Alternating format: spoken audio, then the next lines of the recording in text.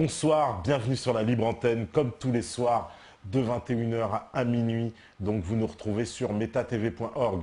Ce soir, nous avons Jacques Girardot avec nous. Bonsoir Jacques. Bonsoir. Donc Jacques, on peut vous définir comme un lanceur d'alerte. C'est-à-dire, vous connaissez ce terme, les lanceurs d'alerte? Oui, un peu.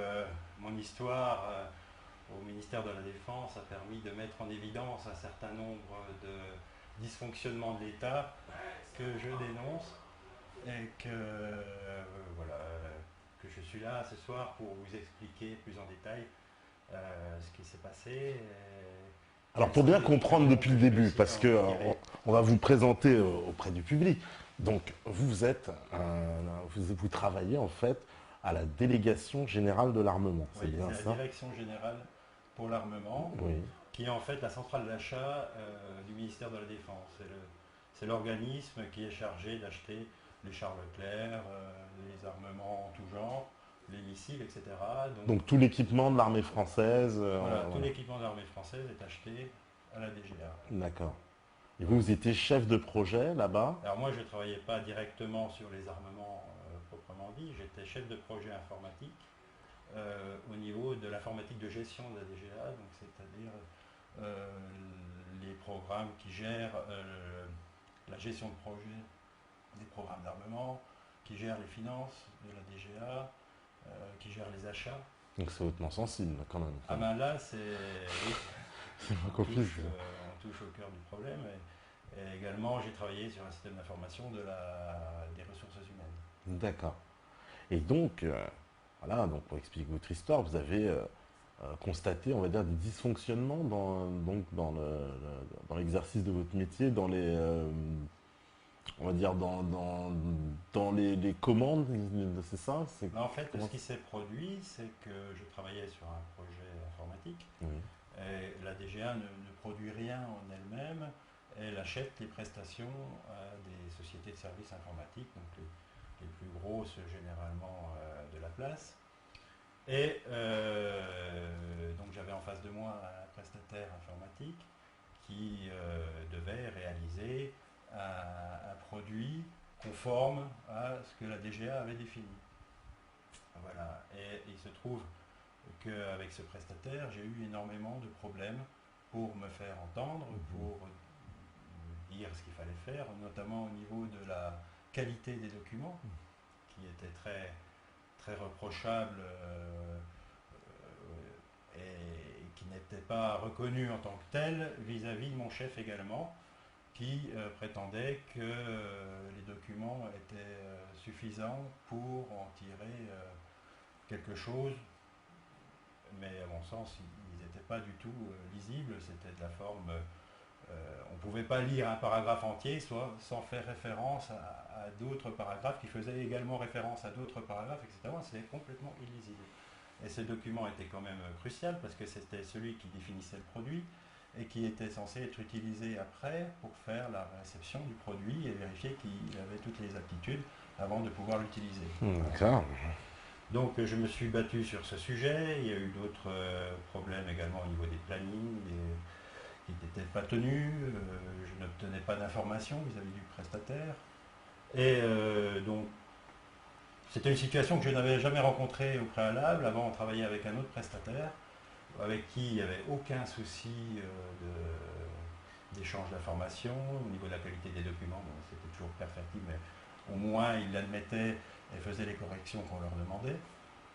Mais avec ce prestataire-là, j'avais jamais été dans une situation pareille. Mon chef me ridiculisait devant le prestataire en disant oui, Jacques, il est très à cheval sur le contrat. Il fait un peu bien son travail, quoi. Ouais, enfin, j'étais un peu la risée du service, jusqu'au moment où je me suis dit mais pourquoi c'est comme ça? Pourquoi j'arrive pas à faire? Donc je suis allé fouiller dans les documents de facturation, dont j'avais pas la responsabilité directe parce que c'était mon supérieur hiérarchique qui s'occupait de tout ce qui était finance. Et j'ai constaté que les prestations sur lesquelles je travaillais, que je demandais aux prestataires, elles étaient déjà payées depuis plusieurs mois. Alors j'ai compris tout de suite que le type, il n'en avait rien à faire, quoi. Il pouvait toujours causer.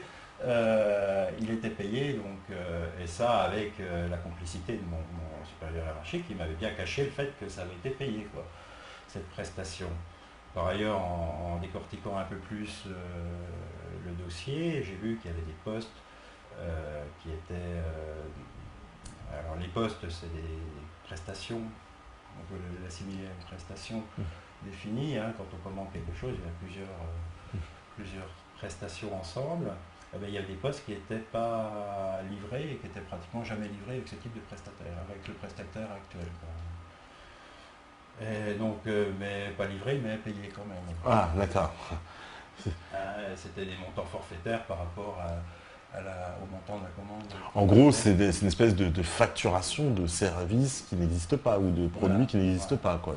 Des fausses facturations, quoi. C'est une prestation qui est sollicitée quand on en a besoin, mais il se trouvait qu'on n'en avait jamais besoin, mais elle était financée de toute façon parce qu'au niveau du contrat, c'était défini comme ça, au niveau du contrat passé avec la société. Donc j'ai fait encore mes petites recherches et j'ai fini par dénoncer cet état de fait à mes supérieurs hiérarchiques, enfin, au chef de mon chef plus exactement. Et il m'a dit, bon bah écoute, nous c'est pas nos affaires, hein. Les irrégularités sur les marchés publics, c'est pas nous qui traitons, faut que tu ailles voir l'inspection de l'armement. Alors à la DGA, il y a un service d'inspecteur qui est chargé de faire la police quand il y a un problème de ce type-là qui est dénoncé. Et les inspecteurs, il faut savoir que généralement, ce sont des généraux près de l'âge de la retraite qui finissent leur carrière, leur brillante carrière, et comme il n'y a pas d'autres postes qui leur sont proposés, ils ont plus quelques mois à tirer, donc on leur propose l'inspection. Et donc ils connaissent parfaitement le fonctionnement de la DGA, ils sont parfaitement copains avec tous les directeurs qui sont en place. Et donc, bon, je me suis retrouvé devant cette personne-là, je lui ai expliqué, j'avais les papiers, j'avais des preuves comme quoi la prestation avait été payée, qu'elle n'était pas livrée parce que j'apportais également des correspondances entre moi et le prestataire sur des sujets qui étaient relatifs à la prestation, donc il montrait qu'elle était encore en cours. Et ben il m'a entendu, et il m'a dit bon bah bien monsieur Girardot, très bien, bah, écoutez on note vos soucis, on va enquêter, puis je vous tiendrai au courant. Et 2 semaines après, je reçois un coup de fil de l'inspecteur, il me dit monsieur Girardot, il faut qu'on se rencontre, parce que effectivement j'ai fait ma petite enquête, j'avais dit que je vous ferai part de mes conclusions, donc je vous invite à les écouter dans mon bureau. Et donc il me reçoit dans son bureau et là il me dit monsieur Girardot, écoutez, moi j'ai téléphoné à votre supérieur hiérarchique, je le connaissais déjà par ailleurs, c'est une personne très bien, bon, il n'y a pas de souci, c'est une personne de confiance, tout ce que vous me racontez, c'est faux, quoi. Enfin, c'est pas fondé, quoi. Vous imaginez, c'est votre imagination qui veut ça. Il est sûr qu'il y a des petits problèmes de temps en temps sur des programmes, etc. Mais ce que vous me dites là, ça ne dépasse pas ce cadre-là. Non, pas impossible. Et je lui dis, à la fin de l'entretien, je lui dis, bon écoutez, on pourra faire un petit compte rendu écrit de notre entretien, je pourrais avoir une trace de ce que vous m'avez dit.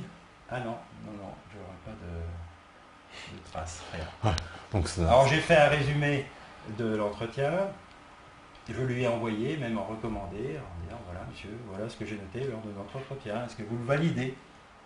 Eh ben non, il n'a pas validé, il a dit, conformément à ce que je vous avais dit, je ne donnerai aucune trace écrite de notre entretien. Ils sont forts quand même. Et peu de temps après, on m'a dit, Jacques, bah, écoute, tu t'occupes plus de ton projet là parce que visiblement il y a incompatibilité d'humeur avec ton supérieur hiérarchique. On va te donner un nouveau projet. Tu vas être directeur de projet. Il y aura tout à monter, c'est un projet nouveau. Et voilà, alors tu vas Tu vas commencer par établir le plan de comment tu envisages les choses, etc.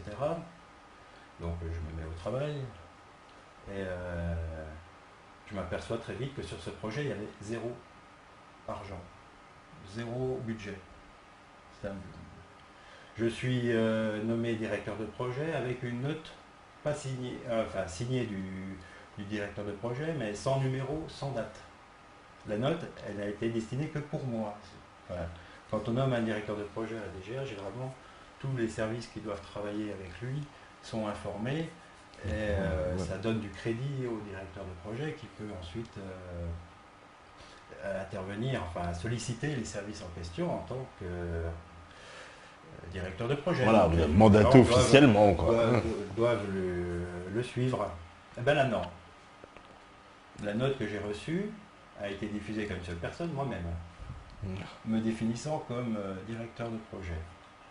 Et ensuite, j'ai pas arrêté de rouspéter par rapport à cette note-là, qui finalement, en fait, je n'avais aucune légitimité, je ne pouvais pas solliciter les services compétents pour faire avancer mon projet. Je n'avais pas d'argent, je devais tout faire par moi-même. et en plus, utiliser des procédures qui n'étaient pas des procédures classiques. On m'imposait de passer par des chemins qui n'étaient pas des chemins habituels et forcément qui étaient piégés. Et ça a duré 1 an. 1 an de pièges constants, fallait que je sois sur mes gardes en permanence pour pas pouvoir être mis en défaut, parce que l'idée c'était de pouvoir me mettre une faute sur le dos. Oui, c'est ça, le faux pas pour... me faire un faux pas. Donc pendant 1 an, j'ai pas fait de faux pas. Hein, j'ai pu naviguer comme ça en les coinçant, mais c'était un combat continu. Puis certains collègues s'écartaient de moi, bien entendu. Ouais. Après, j'ai su pourquoi. Et les syndicats, pareil, je suis allé les voir en leur disant écoutez, moi je suis dans une position un peu délicate là, est-ce que vous ne pourriez pas m'aider? Pareil, ils sont écartés de moi, Jacques, il devrait être reposé. Ils sont formidables avec vous. Et après, j'ai compris que ma hiérarchie par derrière me prenait pour un fou. Elle répandait des informations comme quoi j'avais été agressif avec certaines personnes, que j'en étais venu aux mains. Ce qui était complètement faux. Mais c'est le message qu'elle passait. C'est ça Vis-à-vis des syndicats, c'est le message qui avait été transmis aux syndicats, que je n'étais pas très bien dans ma tête et qu'il fallait plutôt me conseiller vers une voie médicale et que je prenne soin de moi, plutôt que je cherche à obtenir raison vis-à-vis de ma hiérarchie. Voilà, globalement c'était ça. Donc ça pendant 1 an, donc après les syndicats ça n'a rien donné. J'ai essayé avec tous les documents que je pouvais avoir de confondre ma hiérarchie pour harcèlement moral, mais comme ils sont suffisamment malins pour qu'il n'y ait pas de traces forcément interprétables comme étant du harcèlement moral, c'était très difficile, quoi. Donc, à chaque fois qu'ils me demandaient quelque chose, ça pouvait être, bien que l'intention était de me déstabiliser, mais il pouvait y avoir une autre explication, il pouvait toujours justifier le fait qu'on me demande telle chose pour telle ou telle raison. Donc c'était bien verrouillé. Ils ont avancé à chaque fois tout en se couvrant par un prétexte autre qui n'était pas le bon. Est arrivé le moment où je me suis dit, moi je vois pas comment je peux faire autrement que par aller voir dans les messageries de mes supérieurs hiérarchiques, trouver des éléments qui pourraient démontrer une intention malfaisante à mon sujet. Donc j'avais les possibilités de le faire en tant qu'informaticien. Donc apparemment j'avais bien calculé mon coût parce que je m'étais renseigné au niveau de la loi. La loi interdit de visiter les messageries personnelles des gens. C'est-à-dire la loi est là pour protéger l'individu, elle n'est pas là pour protéger une entreprise ou une organisation. Donc l'atteinte au secret des correspondances est vraiment très ciblée sur l'aspect privé de la conversation.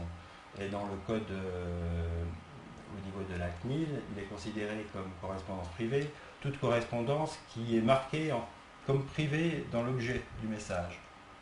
C'est-à-dire, l'employeur peut consulter tous les messages de ses employés s'il le souhaite, sauf ceux qui sont marqués comme étant privés. Et c'est un réel problème pour l'informatique, notamment pour l'exploitation, parce que les techniciens sont censés aussi toucher à des fichiers de messagerie, être peut-être obligés de les lire par moment, et des fois ils peuvent se mettre en défaut sans le vouloir, quoi, vraiment.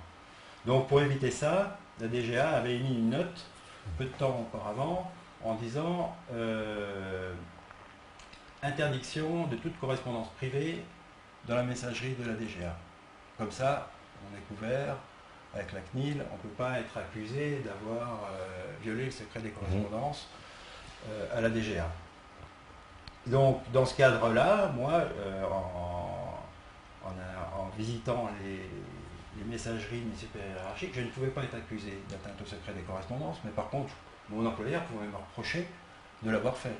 C'est quand même une faute que je reconnaissais et que si on m'avait donné la possibilité de me défendre, que j'aurais remis sous le coup de la légitime défense. Parce que la légitime défense, c'est commettre un acte illégal à hauteur de l'attaque qu'on reçoit, en même temps, il y a 3 critères. Et le fait d'accéder à la messagerie était tout à fait dans ce contexte-là. C'était pas plus fort, aller voir les messageries de mes chefs, c'était pas plus fort que ce qu'ils me faisaient. Ouais. On pouvait pas... Donc, après avoir bien réfléchi à la chose, je suis allé voir dans les messageries et j'ai vu effectivement des messages de coups montés contre moi, on parlait de moi comme étant une bête pratiquement. D'accord, dans les échanges entre les supérieurs hiérarchiques à mon sujet. Ouais. J'ai pu constater des difficultés qui m'ont été imposées, j'ai pu voir qu'elles m'avaient été imposées. Là, c'était pas le fait du hasard, que c'était comme ça. On me demandait de remplir des documents, par exemple. J'avais 2 jours, même pas 24 heures pour remplir un document où il fallait au moins une semaine de réflexion pour le faire, parce que c'était impliquant au niveau des finances, etc.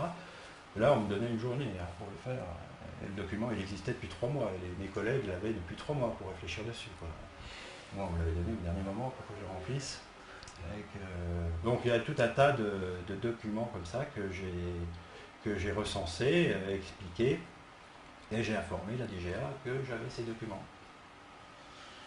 Et la première réaction qui a eu lieu de la DGA, c'est que mes supérieurs hiérarchiques ont porté plainte contre moi pour atteinte au secret des correspondances. Voilà. Et par rapport à ça, qui était donc une dénonciation calomnieuse, parce qu'il n'y avait pas d'atteinte à la personne, eux attaquaient personnellement par contre, et ben la gendarmerie de l'armement est intervenue immédiatement. Alors la gendarmerie de l'armement, oui. C'est pas les inspecteurs que vous aviez vus au début, là, les fameux anciens généraux, c'est encore d'autres. Non, c'est d'autres. La DGA possède sa propre gendarmerie. C'est incroyable ça. Donc il y a une gendarmerie au sein de la DGA. Oui, qui est importante, qui doit faire, j'ai plus les chiffres, entre 150 et 300 personnes qui travaillent. Alors elle a plusieurs missions, cette gendarmerie. Elle s'occupe de la sécurité des sites de la DGA. Elle a une mission également d'assurer la sécurité des hauts dirigeants de la DGA. Donc c'est les gardes du corps. Puis il y a toute une partie, on ne sait pas trop ce qu'elle fait, parce que quand on regarde la sécurité des sites, tous les sites pratiquement de la DGA sont gardés par une société de gardiennage. Donc ce n'est pas des gendarmes qui font les rondes la nuit pour vérifier s'il y a une attaque ou quoi que ce soit. Donc les gendarmes, on ne sait pas trop ce qu'ils font. En tous les cas, quand on leur a demandé d'intervenir, quand il y a une plainte déposée, ils ont tout de suite intervenu. Alors c'est rare, quand on dépose une plainte à la police, monsieur il m'a fait ça, que la police se lève et dit ça c'est très rare, c'est moi qu'on puisse dire. Donc là c'est ce qui s'est passé, et un matin, en revenant de promener mon chien, j'avais 3 gendarmes à ma porte qui m'ont dit monsieur, veuillez nous suivre, vous êtes mis en garde à vue, et on va perquisitionner votre appartement, on va perquisitionner votre bureau, vous allez passer passer dans un psychiatre. Enfin, ils m'ont pas tout dit d'entrée de jeu, comme ça, j'ai découvert progressivement. Et donc, j'ai été mis en garde à vue, attaché, enfin, emmené, entouré de gendarmes jusqu'à la gendarmerie. Ils m'ont dit, bon, vous avez le droit à un avocat, mais vous savez, ça risque de prendre plus de temps que prévu. Si vous prenez un avocat, je ne vous le conseille pas. Hein. Ça, on le voit aussi dans les films. Hein. Ouais, ça, mais en réalité, ça se passe comme ça. Et donc, j'ai pas pris d'avocat. Et ils ont commencé à me poser quelques questions sur ce que j'avais fait. Puis après, ils sont allés perquisitionner chez moi. Alors, ils ont tout pris les papiers. Enfin, le dossier que j'avais constitué déjà des correspondances qui pouvaient porter préjudice à certaines responsables de la DGA, il m'a été retiré. Ils ont pris mes disques durs, ils ont pris mes ordinateurs, ils ont pris mes papiers personnels, l'assurance, enfin les papiers d'assurance, les papiers. Enfin, c'était bien ciblé ce qui les intéressait, quoi. Là, on voit bien. Ils voulaient du papier et puis des disques durs. Puis quelques objets comme ça, pris au hasard, sans vraiment de rapport avec l'affaire. Aucun rapport même avec l'affaire. Normalement, à l'issue d'une perquisition, les objets saisis sont répertoriés, enfin sont notés en présence de la personne qui vient d'être perquisitionnée pour bien être d'accord sur ce qui a été pris et ce qui n'a pas été pris. Ben là, cet inventaire n'a pas été fait. On a pris mes trucs et après on a... Ah voilà, on vous a rien fait signer, rien. Une petite étiquette par moment. Tiens, c'est pour prendre ça, c'est tout. Voilà. Sans vraiment, je sache vraiment ce qui a été pris, etc. Comment ça a été référencé. C'est incroyable que ça puisse se passer comme ça.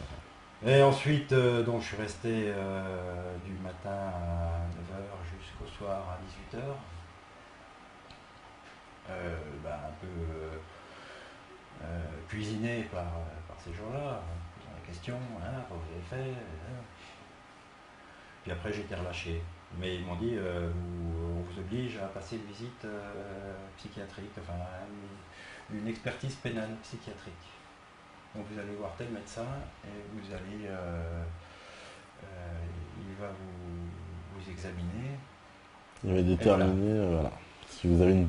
Alors je suis allé voir le médecin psychiatre en question, forcément. Alors, le médecin, on lui avait dit que j'avais commis un grave délit, que j'étais violent avec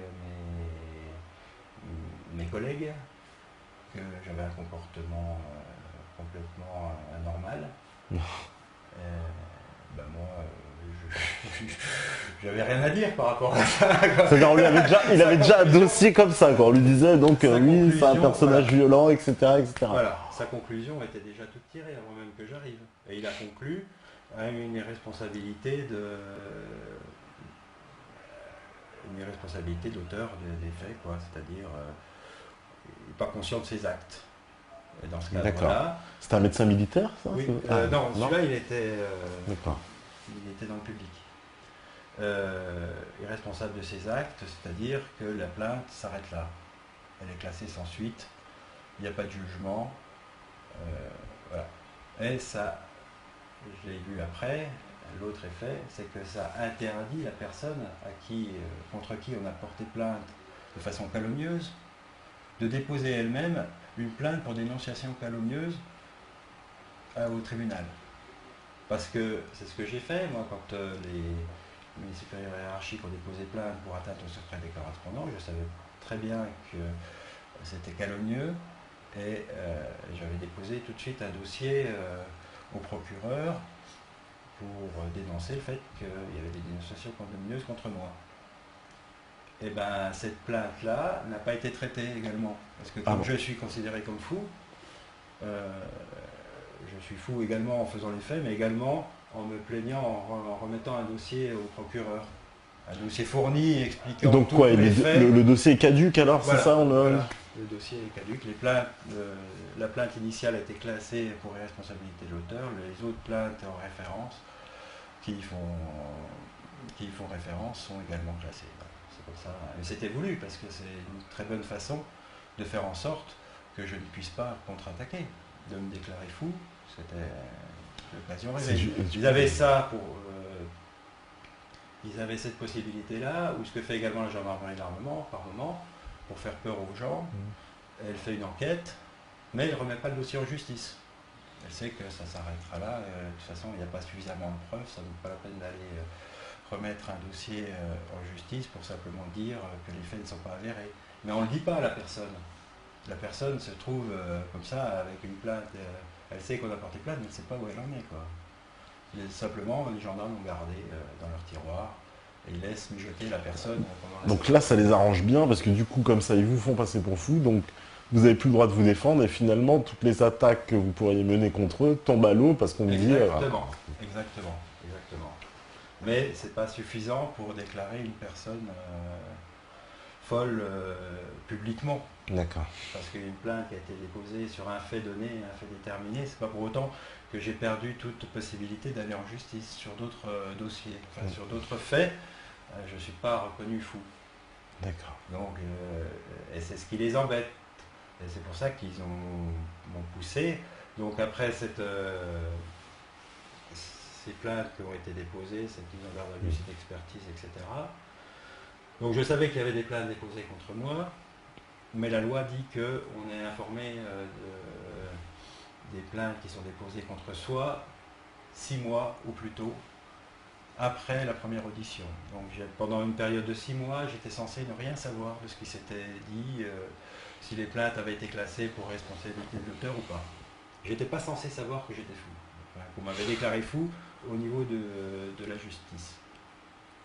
Et donc, pendant cette période, la DGA a tenté une procédure de licenciement sur les mêmes faits que les plaintes déposées, c'est-à-dire comme quoi j'avais accédé à des messageries et que c'était illégal, donc a lancé une procédure de licenciement sur ce sujet-là. Et dans l'administration, on n'a pas le droit de licencier une personne si elle n'est pas responsable de ses actes. Si elle est déclarée folle, on ne peut pas la licencier, elle peut avoir fait des bêtises, etc. Donc leur procédure de licenciement ne tenait pas la route. Mais je n'étais pas au courant des plaintes. Je ne pouvais pas me défendre par rapport à ça. Jusqu'au moment où, pendant la procédure de licenciement, j'ai reçu des nouvelles de ma plainte pour dénonciation calomnieuse, parce que je la suivais de près, celle-là, j'appelais le greffe régulièrement pour savoir si elle avait été classée ou si elle continuait. Et là, j'ai su que ma plainte avait été classée pour irresponsabilité d'auteur. Donc j'en ai déduit que les plaintes initiales avaient été classées pour ce même motif, et que les motifs qu'on utilisait contre moi pour me licencier, la DGH savait depuis le départ que je n'en étais pas responsable. Donc elle ne pouvait pas me licencier. Et c'est ce que j'ai expliqué à la commission disciplinaire. Alors on dit, mais messieurs, vous m'accusez de faits dont vous avez tout fait pour me déclarer fou. Et il y a même des papiers de justice qui disent que je ne suis pas responsable de ces actes. Voilà. Et donc vous ne pouvez pas me licencier dans ces conditions. C'est quand même incroyable. Donc Et du fait, c'est tombé à l'eau. D'accord. Et la procédure s'est arrêtée. Et on m'a dit, bah, monsieur Girardot, on vous interdit de venir au travail, parce que bon, sans doute que je devais être considéré comme quelqu'un de très dangereux, pour accéder à des informations. Et vous continuez à toucher votre salaire ou ils vous Et ils m'ont dit, bon, vous serez payé, vous n'allez plus au travail, mais vous êtes payé. Voilà. Alors bon, ça c'était normalement quand on fait quand on est pris à faire des problèmes, enfin, quand on a fait une erreur, on est mis en mise à pied pendant 4 mois, c'est une mise à pied conservatoire, ce qui s'appelle, ce qui permet de... Pendant ce temps-là, la personne ne vient pas au boulot, donc elle ne peut plus toucher à rien, mais on peut enquêter, etc.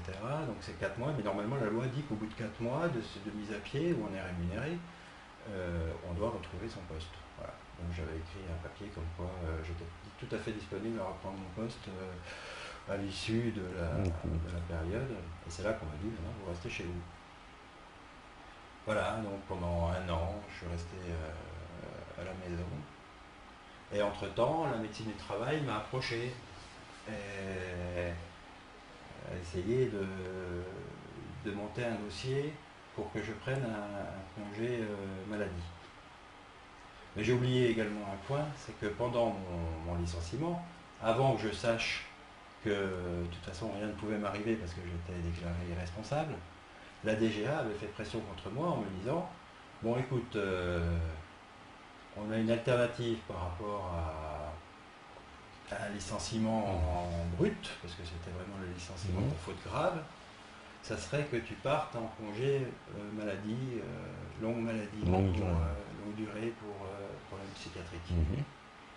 Et là, d'ailleurs, il y a un mail de la médecine du travail qui en parle. On pourrait peut-être le montrer. Ah bah il va le montrer à l'écran. Ouais. Il va le montrer à l'écran. Ce mail est assez probant. Parce que la médecine du travail me dit, mais monsieur Girardot, si vous prenez un congé pour maladie, pour longue maladie, vous gardez votre appartement.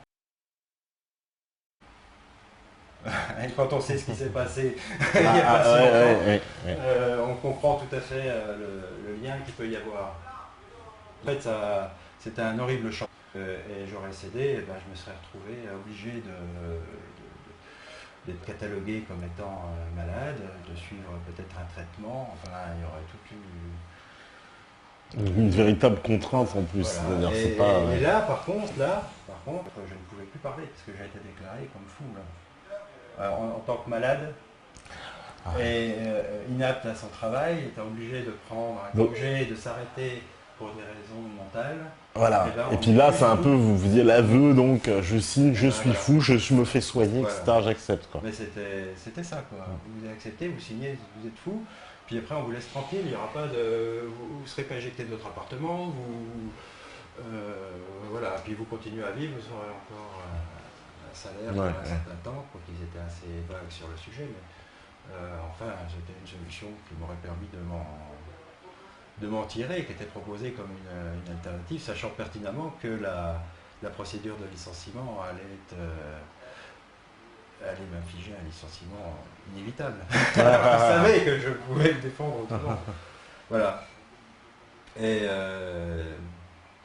la médecine du travail m'avait fait rencontrer un psy pour savoir, pour mesurer mon aptitude, soi-disant qu'elle n'était pas apte même de la mesurer. Donc j'étais allé, c'était au mois de janvier ou mars.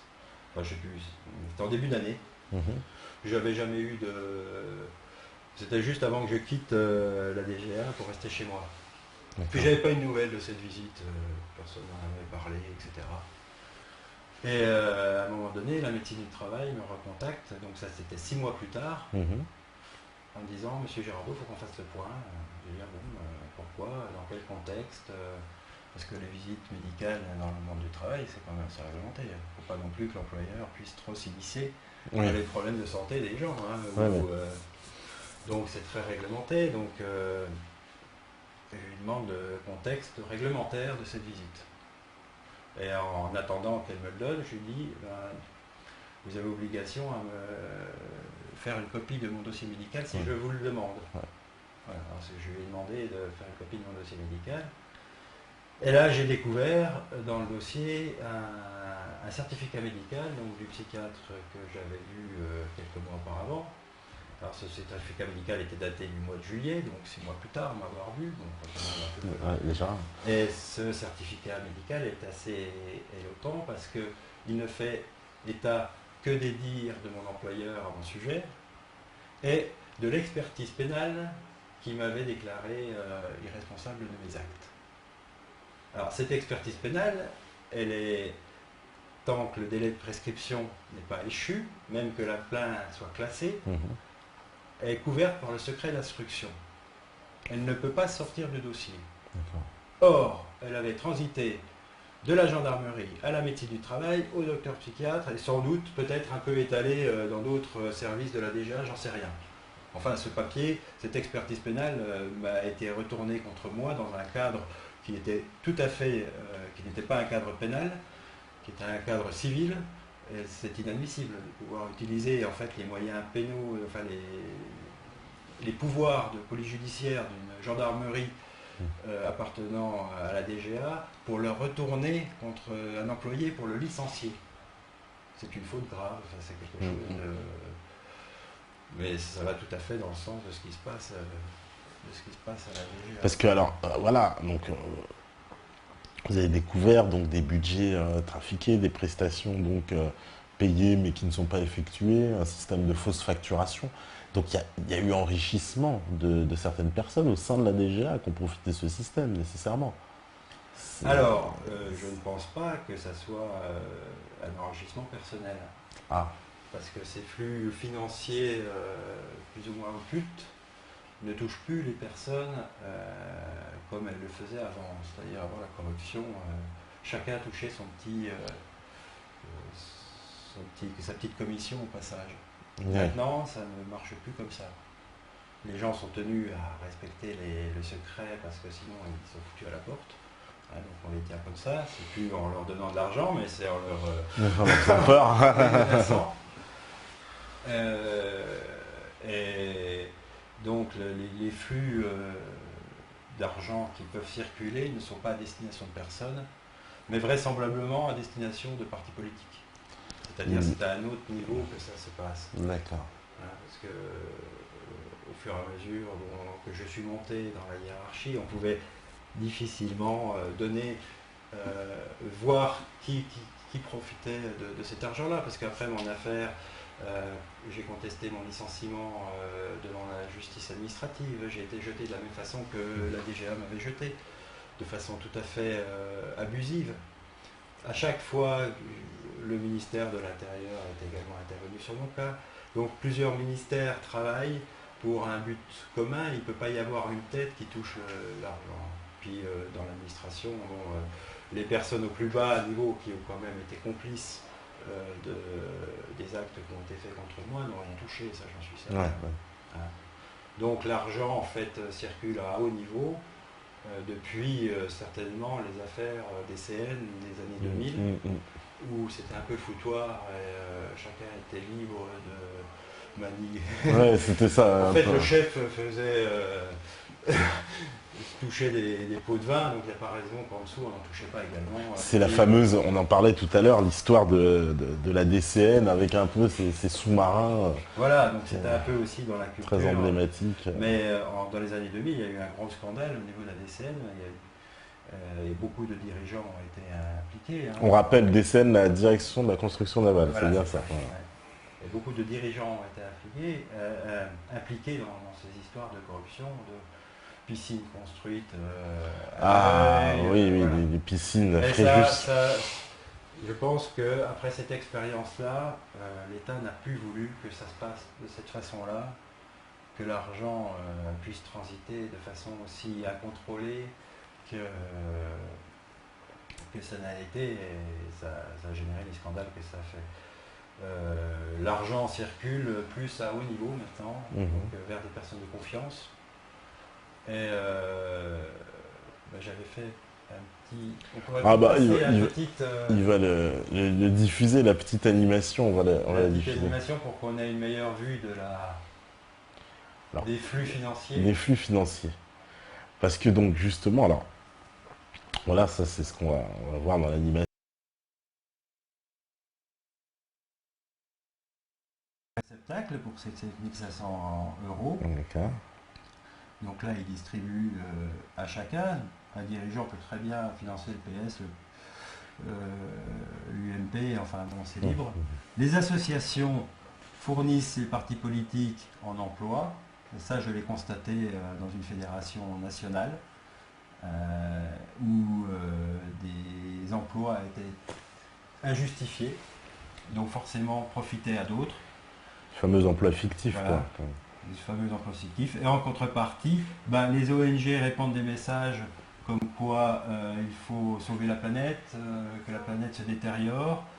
Et les associations dispensent les messages comme quoi il faut être généreux avec son prochain, comme quoi il ne faut pas être raciste, mais également des messages contestataires, comme quoi on ne veut pas du mariage gay, on ne veut pas de l'écotaxe, on ne veut pas de ceci.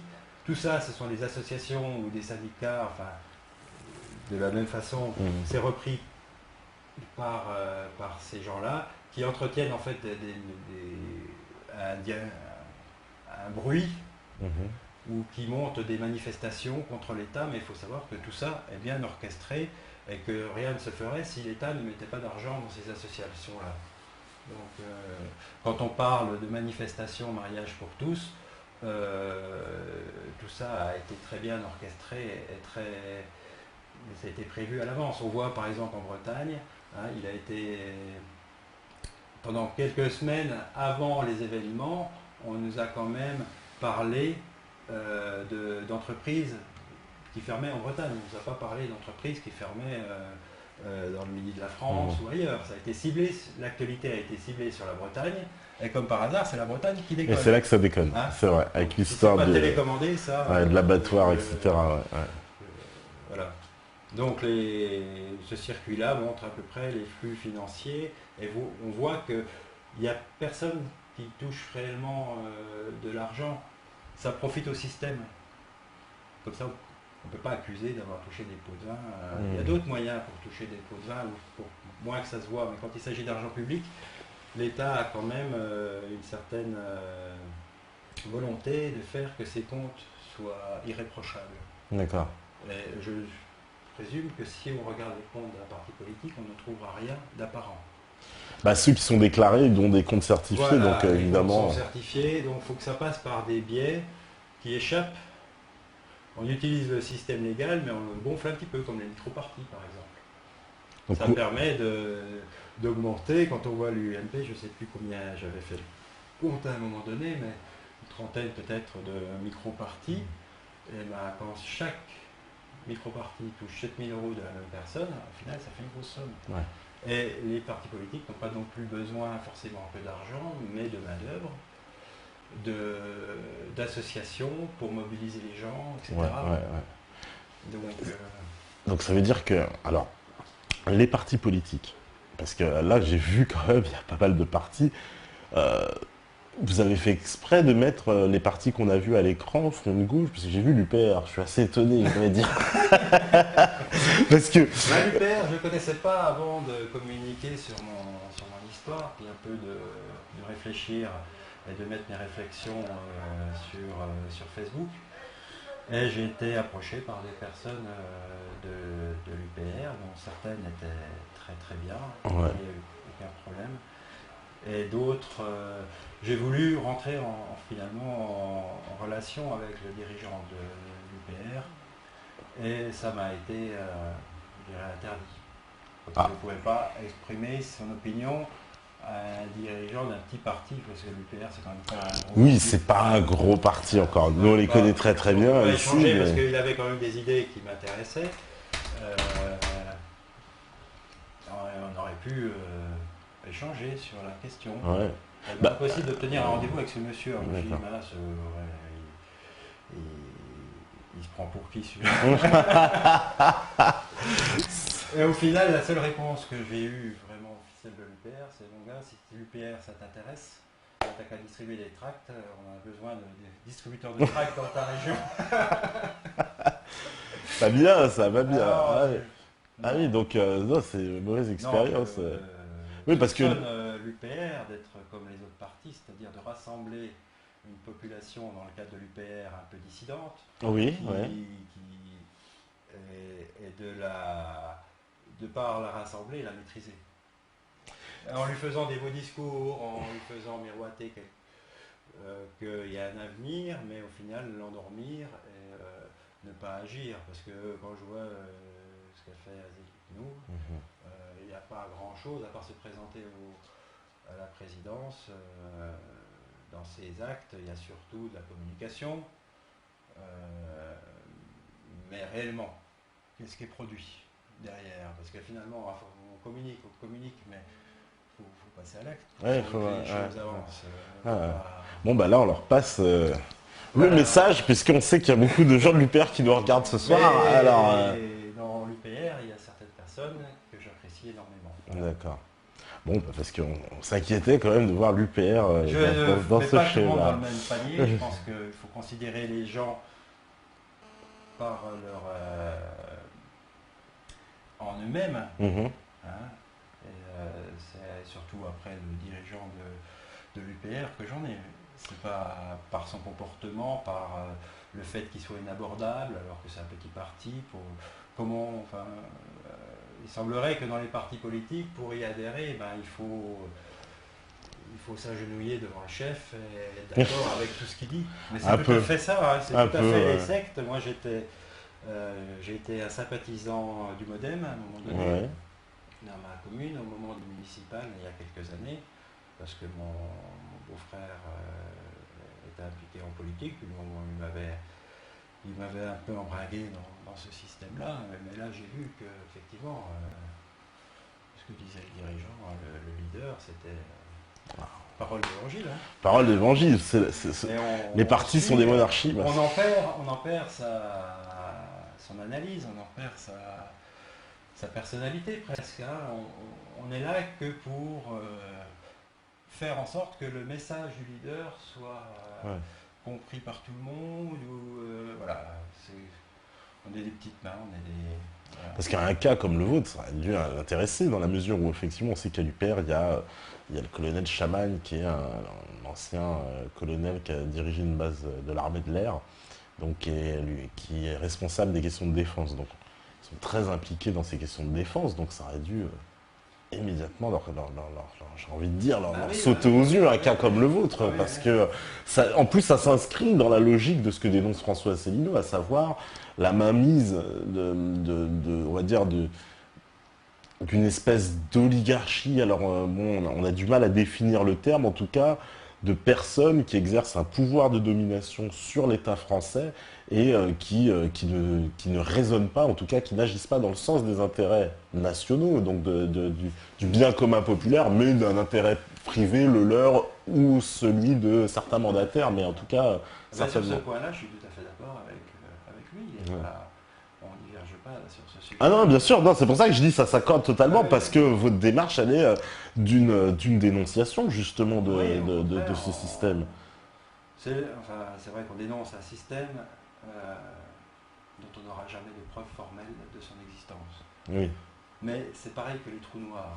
Alors, si vous connaissez un peu ce que c'est qu'un trou noir, c'est quelque chose qu'on ne peut pas voir. Donc on en déduit sa présence par le comportement de l'environnement autour. Et ben, c'est comme ça, il n'y a que comme ça qu'on peut dénoncer le système français.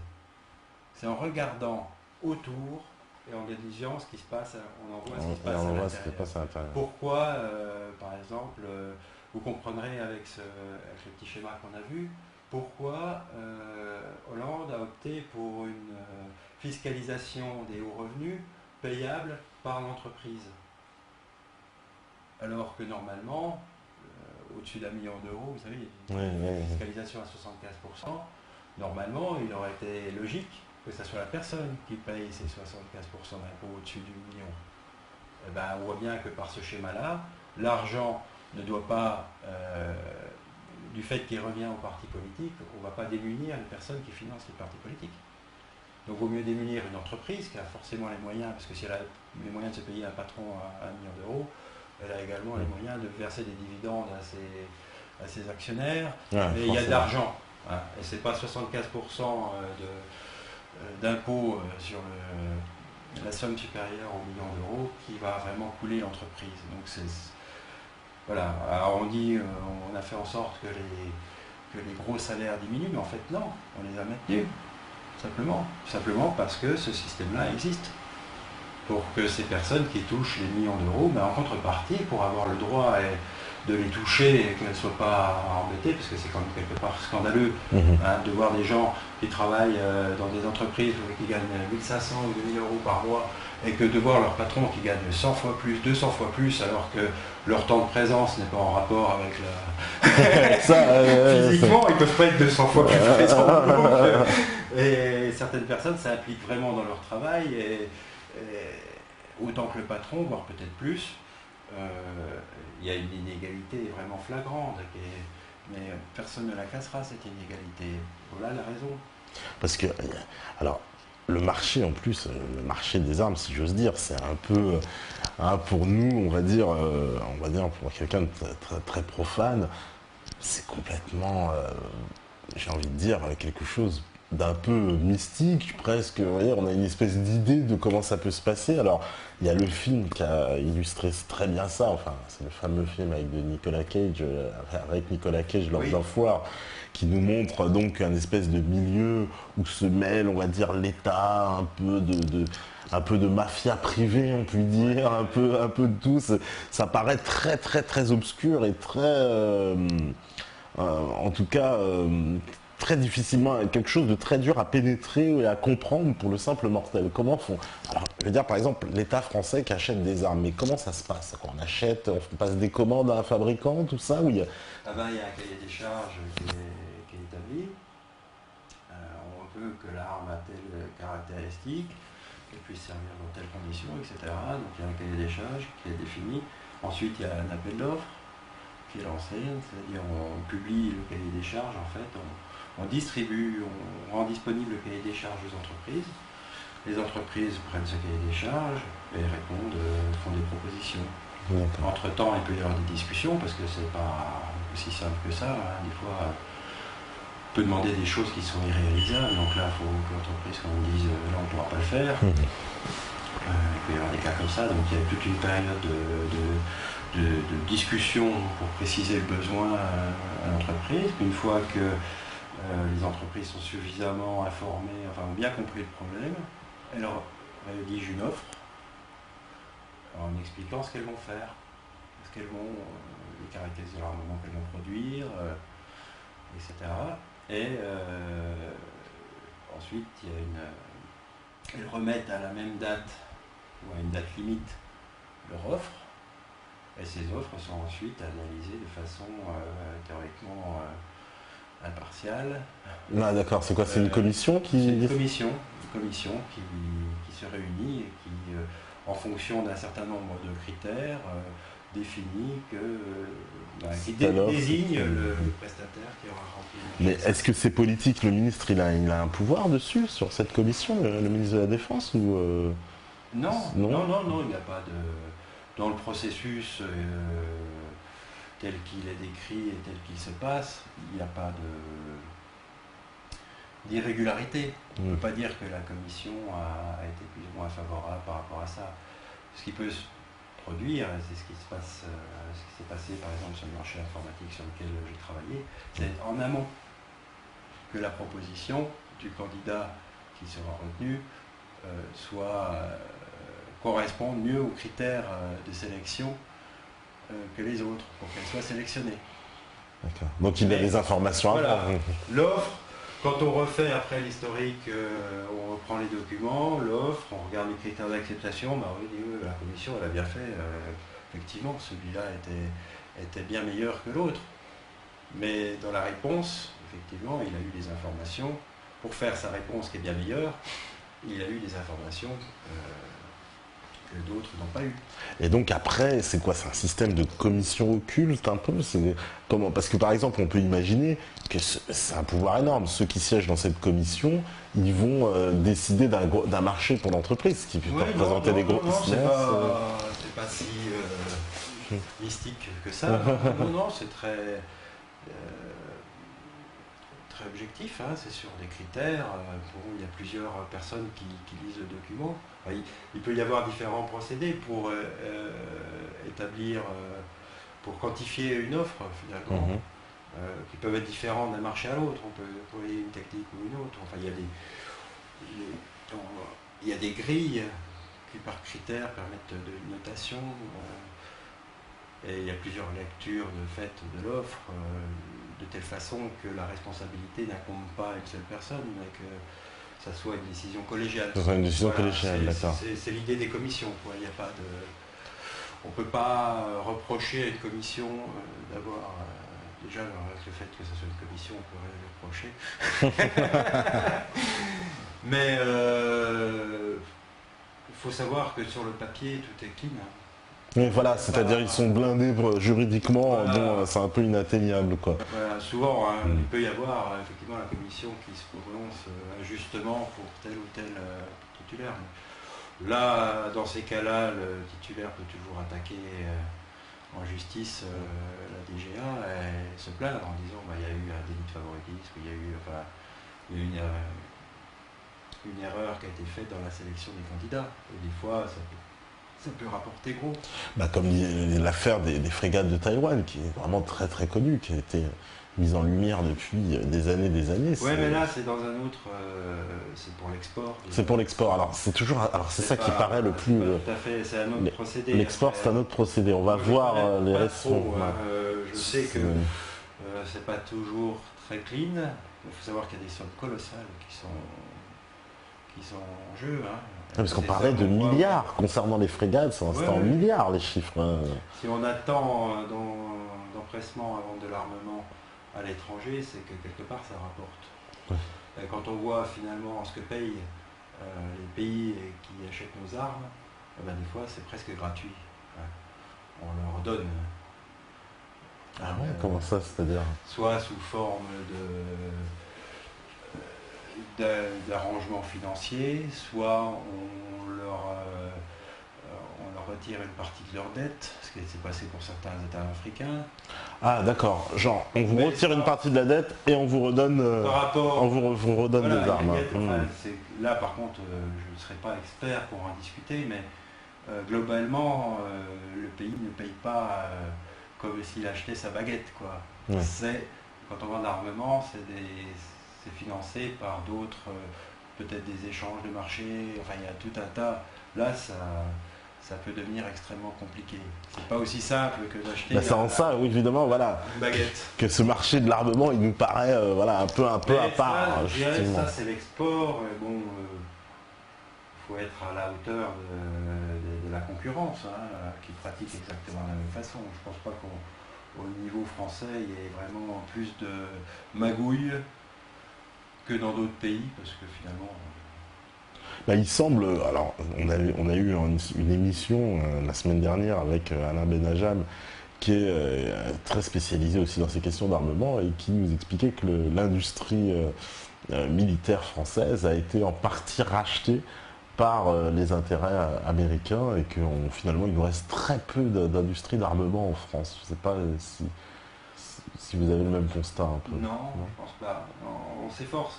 Alors il y a quand même un point important dans l'armement, c'est que on s'efforce. Il y a toujours l'idée reçue de dire on veut être indépendant de notre armement. C'est-à-dire on veut dépendre de personne dans l'armement. Et ce qui justifie le fait qu'on achète justement à des entreprises françaises comme Dassault, ABS, etc. On s'efforce à garder ces entreprises-là dans le giron de l'État ou européen, enfin bon, pas très loin en tous les cas, pour vraisemblablement entretenir le processus de financement qu'on vient de voir. D'accord.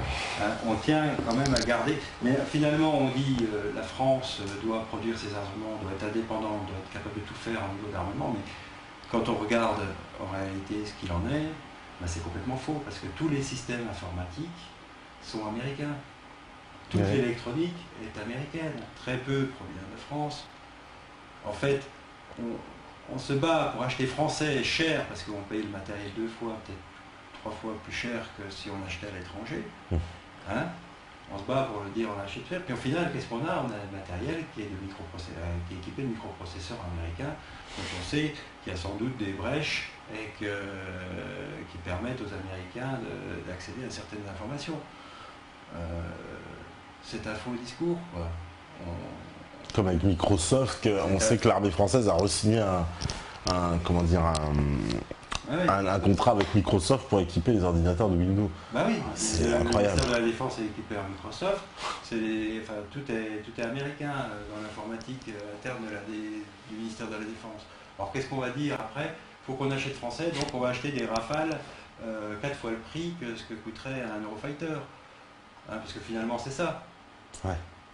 L'argent qu'on a dépensé pour le Rafale, on aurait pu très bien en mettre le quart et faire un projet de collaboration avec nos partenaires européens pour obtenir un avion équivalent, parce que le Rafale, il ne se vend pas en plus, personne alors très difficilement. Ouais. Alors selon Alain, justement, il disait qu'il est cher, c'est vrai, mais il disait qu'il y avait beaucoup de lobbying des autres entreprises contre le Rafale.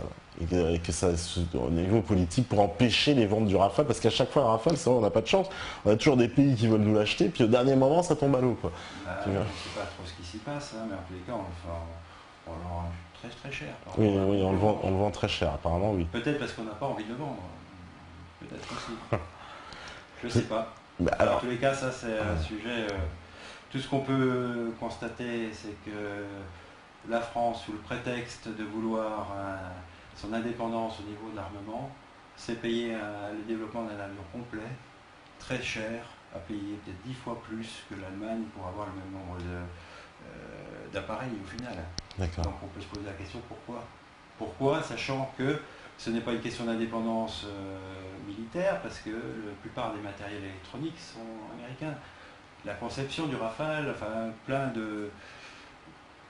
À plusieurs niveaux, la technologie américaine apparaît dans ce produit-là, donc on ne peut pas dire qu'on est indépendant. C'est pas possible. C'est un faux prétexte pour justifier le fait qu'on entretienne les entreprises d'armement en France. Voilà, donc on leur donne du pognon, et on leur donne 15 milliards d'euros par an. 15 milliards, c'est énormément d'argent quand même. C'est-à-dire 15 milliards, donc ça représente l'ensemble des commandes en armement que fait l'État français chaque année. La DGA. Donc c'est un budget énorme, 15 milliards. C'est impressionnant comme budget. Il ne faut pas y toucher trop, parce que des fois il y a des coupes budgétaires, mais généralement c'est très bien préservé. Enfin, les réductions de coûts ne se font pas vraiment... surtout ces dernières années, parce qu'il y a eu quand même des coupes drastiques dans le budget de l'armée. Enfin, déjà à l'époque de Sarkozy, ça continue sous Hollande. C'est surtout au niveau du personnel, je pense, qui font des... Ah, mais pas des équipements, d'accord. Les équipements, il peut y avoir des retards. Mais ce qui a été acheté, il faudra bien le payer. Il faudra bien le payer, Donc après, c'est des histoires de... Mais 15 milliards, c'est impressionnant quand même, que ce budget... Et donc, c'est bien pour ça, donc ça attire les appétits. C'est pour ça qu'il y a ce système que vous avez mis en lumière, donc de détournement. Quand on touche un tout petit peu et qu'on soupçonne un tout petit peu d'irrégularité, plutôt que de venir et dire « Ah, vous avez vu des irrégularités, ça nous intéresse, venez voir, on va essayer de régler le problème. » Ben non, là, c'est la claque, on est tout de suite éjecté. Et ça va jusqu'au bout, jusqu'à... Oui, parce que vous, on peut parler de persécution. Le ministère s'est acharné sur... oui. Dans la bande-annonce, il y avait... On a montré... Alors, il y a eu un teaser qui a tourné. Non, parce qu'il y a des gens qui nous ont posé des questions. Est-ce que vous pouvez donner une explication des images qu'on voit justement à la fin du teaser? Il y a la police donc qui Alors, c'était au sujet de mon expulsion, dont j'ai été informé fin de l'année dernière qu'elle existait. Qui avait eu un procès me définissant coupable et expulsable, et que soi-disant je n'ai pas été conciliant avec l'huissier et qu'il en avait déduit qu'il fallait l'usage de la force pour m'expulser. Tout ça, je l'ai appris d'un seul coup par une lettre de la police me disant « Monsieur, dans le cadre de votre expulsion, en référence au jugement machin, voilà. » Donc dans cette procédure-là, je n'ai pas été assigné en justice, je n'ai pas été présent au jugement, tout ça s'est fait dans mon dos. La décision d'expulsion a été prise et publiée sans que j'en sois informé, et on m'a informé bien après le délai d'appel, ce qui fait que je n'ai pas pu me retourner devant la justice pour me plaindre, parce que... Ah bah oui, comme vous n'étiez pas informé déjà du départ. Non, informé de rien, on ne peut pas faire appel sur quelque chose dont on n'est pas informé. C'est complètement fou. Voilà. Alors, on m'a reproché de ne pas payer mon loyer, mais c'était facile, comme première accusation. Par contre, il n'y a aucun élément qui le prouve. Ça a été monté de toutes pièces et la procédure a été initiée pratiquement au même moment où j'informais la DGA que je n'étais pas d'accord pour entrer dans leur proposition de prendre un congé pour grave maladie. Le dossier a commencé à ce moment-là. Et il a été jugé au mois d'août de l'année dernière. Ouais. J'ai été informé en décembre.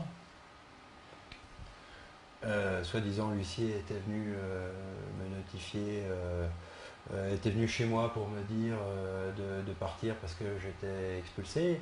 Il dit qu'il est venu, mais il est venu en pleine période hivernale, d'après ce qu'il dit, pour m'expulser. Et il a conclu qu'il fallait l'usage de la force parce que son PV d'excuse. Il avait été dans la possibilité de m'expulser en pleine période hivernale. Voilà, globalement, l'histoire est comme ça. Parce qu'on Donc est... ce huissier, après, j'ai regardé un peu comment ça a pu se faire, parce que quand même, quand on met quelqu'un en justice, il doit être prévenu quand même. Un minimum quand même, ce sera le minimum quand même, au moins qu'on le sache. Quoi. Quand on accuse quelqu'un, il faut faire en sorte quand même que la personne soit prévenue. Eh ben non. J'ai regardé dans la loi, depuis 2006, les dispositions de remise d'actes par les huissiers ont changé. C'est-à-dire avant, quand le huissier qui remettait l'assignation, donc pour prévenir la personne qu'elle serait entendue devant un tribunal, donc allait au domicile de la personne pour remettre l'assignation. Si la personne n'était pas là, laissait un avis de passage et ensuite remettait l'acte en mairie. C'est-à-dire le maire était informé qu'un acte devait être lu par un de ses concitoyens, un de ses administrés. Et le rôle du maire, c'est quand même de faire respecter la justice dans sa commune. Dans sa commune, ouais. Il a quand même un devoir moral de le faire. Et généralement, le maire, quand il voyait un dossier traîner trop longtemps, il appelait la personne, ou prenait les dispositions suffisantes pour enquêter, pour voir ce qui était devenu de la personne. Parce que s'il avait été prévenu qu'il y avait un acte qui l'attendait en justice puis qu'elle n'était pas venue, il pouvait y avoir derrière un accident, quelque chose qu'on ne pouvait pas suspecter. Donc le maire a également pouvoir pouvoir de police judiciaire, donc il peut enquêter. Il peut demander qu'une enquête soit faite sur une personne. Donc avec ce procédé-là, la personne recevait son acte. Ça, c'était inévitable. Si ce n'était pas l'huissier qui s'en chargeait, c'était le maire qui s'en chargeait. Voilà. Ça ne pouvait pas rester comme ça. Alors depuis 2006, avec une réforme globale du Code civil, il a été glissé dans cette réforme le fait de supprimer la mairie du processus de remise d'acte.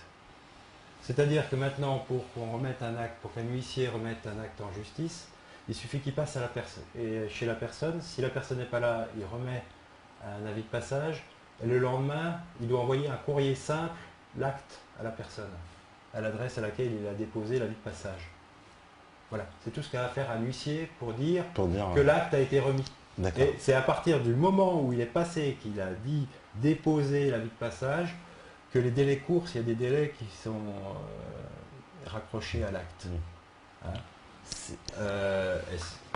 ce que font les huissiers, et c'est ce qui s'est passé pour moi, l'huissier, il n'y va pas. Il va juste peut-être vérifier qu'il y a un nom sur une boîte aux lettres, pour s'assurer qu'on ne puisse pas lui reprocher, lui apporter des éléments comme quoi la personne est partie depuis 15 ans et qu'elle habite plus là.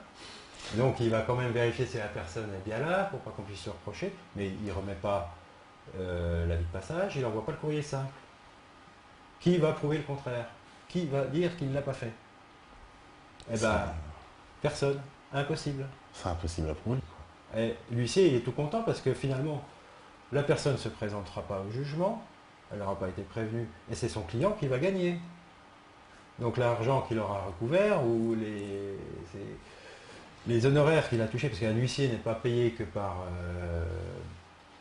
rapport à ses actes, enfin à ses actions, mais il touche également un pourcentage légal sur les sommes qu'il recouvre. Donc il est intéressé par le résultat. C'est-à-dire, il doit organiser un jugement, mais il sait que si le jugement sera en faveur du client, lui il touchera plus de pognon, quoi, finalement. Et s'il a la possibilité de faire en sorte que la partie adverse, qui devra payer au final, ne vienne pas au jugement, il le fait. C'est sûr de gagner. Ça ne le gêne pas particulièrement parce qu'il risque rien. Légalement, il risque rien. Moi, j'ai tout essayé pour essayer de dénoncer ce fait-là. Comment veut-on prouver quelque chose qu'on n'a pas reçu? C'est impossible. Le système est blindé. Beaucoup de gens tombent dans le panneau comme ça, voient arriver un jour un huissier en disant monsieur, on vous retire vos meubles par décision du juge. Voilà. Et puis la personne, elle se retrouve, elle pense que l'huissier a fait ce qu'il fallait, son travail correctement, elle ne va pas forcément réfléchir comme quoi elle se devait d'être au moins convoquée au tribunal. Les gens ne sont pas à regarder ça en détail, hein. Quand ils voient un huissier, bah, de toute façon, ils n'ont pas le choix. On le voit bien sur la vidéo. Sur la vidéo, c'est flagrant parce que. Donc on peut dire ce qu'on veut, l'huissier s'en tirera toujours proprement. Et moi, dans ce cas-là, dans le cadre de mon expulsion, j'avais prévu un peu le coup parce que suite à la perquisition des gendarmes à mon domicile, qui s'était fait de façon complètement abusive, je m'étais dit la prochaine fois, je vais mettre une petite caméra. Elle tournera en permanence et s'il se produit quelque chose, j'en aurai au moins des traces. Ah bah là, Donc c'est ce que j'ai fait. Et c'est comme ça qu'on a pu obtenir. Qu'on a pu avoir ces vidéos. Donc qui, je le rappelle, sont des images réelles. Donc c'est lors de votre interpellation, c'est ça, ils sont venus. C'est réel, c'est ce qui s'est produit. Ils sont venus vous chercher. Je trouve qu'ils sont un peu quand même en surnombre, mais suréquipés. On a l'impression. Ils étaient pas loin de 10 en tout, d'autres personnels qui tournaient autour. Avec des tenues de commando. Alors à un moment donné, il y a aussi, ça mérite une explication, c'est cette image où ils cassent la vitre. Ah là, j'ai pas compris. On voit que l'huissier demande à un des policiers de casser la vitre. J'ai pas compris pourquoi ils avaient cassé cette vitre-là. Casse cette vitre, on a l'impression que c'est quoi? Je pose la question à un moment donné au policier qui est en face de moi. Je lui dis pourquoi vous avez cassé cette vitre-là? Il dit mais non, c'est pas nous. C'est pas nous. Ouais, c'est pas nous. C'est pas nous. C'est fantastique quand même. La réponse est hallucinante. C'est hallucinant. Ce qui s'est produit, c'était abominable, abominable. Et l'idée dans tout ça, et c'est ce que je suspectais depuis le départ, c'est qu'ils fassent leur perquisition exactement comme ils l'ont fait, mais ils pensaient que j'allais m'énerver et que j'allais m'opposer à leurs agissements. Et comme ça, ils m'auraient plaqué au sol, ils m'auraient mis les menottes, ils m'auraient emmené à l'hôpital.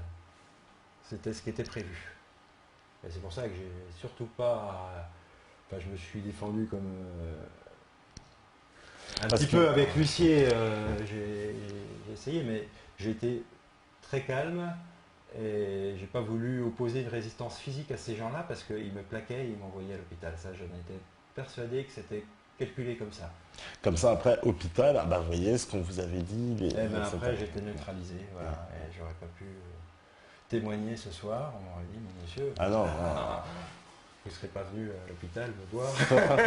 Non, mais c'est quand même, c'est incroyable qu'en France, en 2013, voilà, on découvre finalement que c'est un peu les mêmes mésaventures qui sont arrivées aux États-Unis, des Bradley Manning, des Sibel Edmonds, des gens qui sont rentrés en dissidence avec leur administration et à qui, voilà, Sibel Edmonds, c'est pareil, on se rappelle, on avait fait disparaître son acte de naissance, elle ne pouvait plus refaire ses papiers, elle était bloquée aux États-Unis de l'intérieur, si j'ose dire.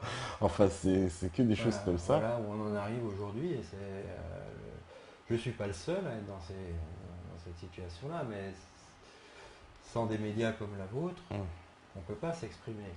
Facebook, c'est très... j'ai réussi quand même à faire une page Facebook, mais il faut se battre, parce qu'il y a des agents de l'État qui viennent polluer votre page. Ils ont même les droits de supprimer certains posts.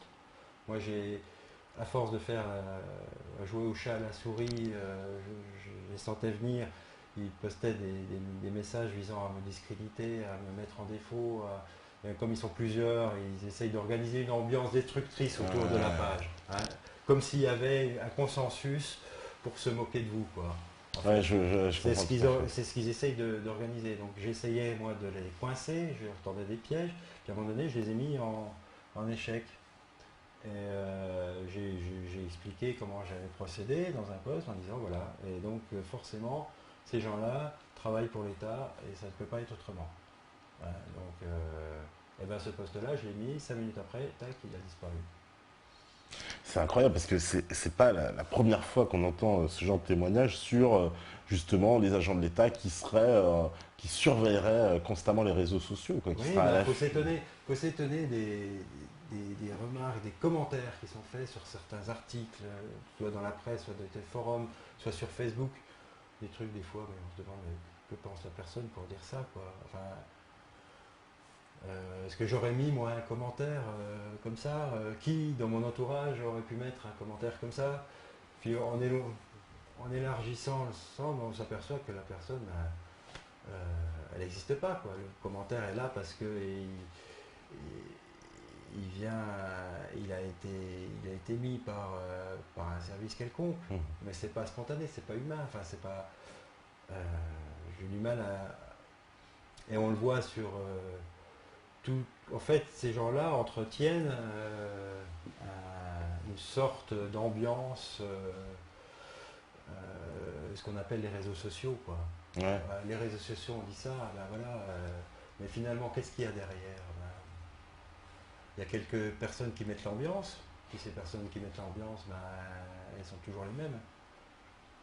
Hein, je ne crois pas du tout en des mouvements comme il y a eu au moment où c'était le bijoutier là, qui avait tiré sur un de ses agresseurs. Tout à fait, bien sûr. Et il y avait eu un mouvement de soutien à son sujet qui avait pris, je ne sais plus combien, 100 000 likes en 2 jours, mais quand on connaît Facebook, on sait bien que c'est impossible. Et que tout ça, mais quand on a des... C'est pas un réflexe encore naturel de tout de suite faire une page Facebook quand on a un problème. Les gens sont pas comme ça, ils réagissent pas comme ça. Certains le font, mais maintenant, à chaque fois qu'il y a un problème, il y a une page Facebook c'est vrai, qui va avec.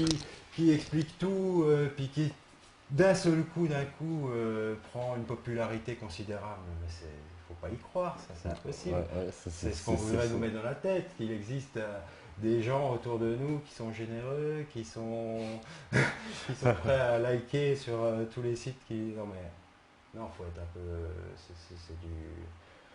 C'est de l'illusion, tout ça, entretenu justement par ces personnes qui gèrent l'ambiance des réseaux sociaux. Voilà. Bah, surtout qu'en plus, vous qui êtes spécialiste dans l'informatique, vous confirmez bien donc que tous les services de renseignement observent Internet, sont tous présents sur la toile, parce que souvent les internautes ont un réflexe un peu presque parano de se méfier justement de ce genre de site, parce que justement très surveillé selon eux. Vous confirmez totalement, mais évidemment c'est très surveillé.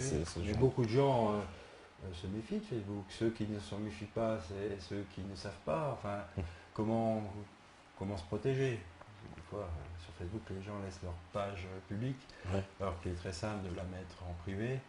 Et ça permettrait d'avoir déjà moins d'accès aux informations. Mais bon, tout le monde n'a pas forcément... Puis ne voit pas forcément intérêt à protéger ses propres informations en soi. Bah, tout le monde met sa vie personnelle en ligne, donc c'est un peu... Limite, Facebook est une espèce de base de données mondiale. Il suffit que, que vous connaissez presque le prénom d'une personne. Vous pouvez limite la retrouver par Facebook aujourd'hui. C'est très utilisé par les services de renseignement. Dans la sécurité informatique, enfin, on en tient beaucoup compte, que ces réseaux sont utilisés pour approcher les personnes en connaissant leur hobby, leur fréquentation, etc. Oui, exactement. Ouais. Et ben, beaucoup de personnes se font approcher par des personnes qui semblent être leurs amis. Et en fait, ce sont des espions. Ils essayent de récupérer de l'information par ce biais-là. Et c'est très très reconnu dans le domaine du renseignement. Oui, voilà, parce que... Mais c'est fou maintenant, parce que quand on ne connaît pas une personne, il suffit de regarder sur Google, taper son nom, on a plein d'informations. On a plein d'informations immédiatement.